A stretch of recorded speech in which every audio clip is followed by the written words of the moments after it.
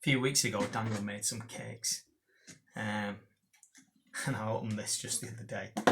I was like, whoa, the state of them. Mouldy as anything. Which one shall I pick? They're all as bad as each other, aren't they? Well, just to prove that this is not a thingy trick, let's just grab one at random. There we go, that's pretty gross, that, isn't it? Right, shall we eat it? Let's see what it's like.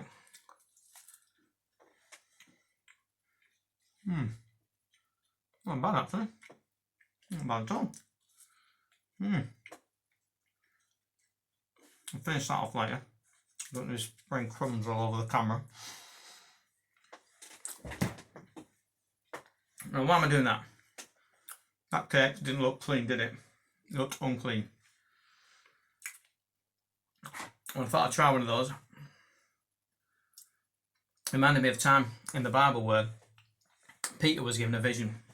You know, Peter the apostle, the disciple, you know. And this comes from Acts chapter 10, so you can check it out if you like. But he was staying at the house of Simon the tanner on the coast of Israel, near Joppa, which is interesting because Jonah also went down to Joppa to sail away, didn't he? To get away from delivering the gospel. Oh, well, God's good news, God's great message of reconciliation and in the name of repentance to the city of Nineveh. Jonah did not want to do that. And the reason Jonah did not want to do that is because he didn't like the Assyrians. He didn't want to go there. Right? This was a race thing. And Peter is here at this house in Joppa. And he's given a vision. And he's staying at the house of Simon the tanner. And the interesting thing about this is Simon the tanner would have worked with dead animals. And that was another thing that Jews were supposed to be staying away from. It was something that was unclean to them. Dead bodies, animals, all humans. And so anyway, it's almost like God is softening him up a little bit by making him have to stay at this Simon the tanner's house. And it's there that he gets his vision. And it's, well, I'll read it to you. About noon the following day, as they were on the journey, Peter went up the roof to pray. And he became hungry and wanted something to eat. And while the meal was being prepared, he fell into a trance. And he saw heaven open and something like a large sheet being let down to earth by its four corners. And it contained all kinds of four-footed animals, as well as reptiles and birds. And these are animals that are unclean to the Jew. Now, then a voice told him, "Get up, Peter, kill and eat." "Surely not, Lord," Peter replied. "I've never eaten anything impure or unclean." The voice spoke to him a second time. "Do not call anything impure that God has made clean."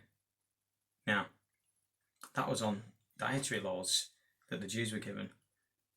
But really, the hidden message, as you read on, if you read on in chapter 10 of Acts and find out what happens, is that he ended up going to a Gentiles' house, somewhere that the Jews, tried to separate themselves from, and to speak the gospel to the Cornelius and the Gentiles in that household. And Cornelius and his family were the first Christians, first Gentiles to become Christians, to become believers. So it was great that Peter could overcome that barrier of race to deliver this message. And if that hadn't have happened, then we wouldn't know today. We probably wouldn't know today this great news, because it spread from there to and it became. Peter realised that the gospel is for all peoples. It's not just for the Jews. It's for every race and ethnicity all over the world. And the times that we're living in, we need to realise that we need to treat everybody equally. Race and ethnicity is sacred from God, and it's something to be celebrated. And we've got to remember that. And we can't exclude anybody. We've got to be inclusive of all peoples and let everybody know this great news. Peter realised that, and I hope we do too.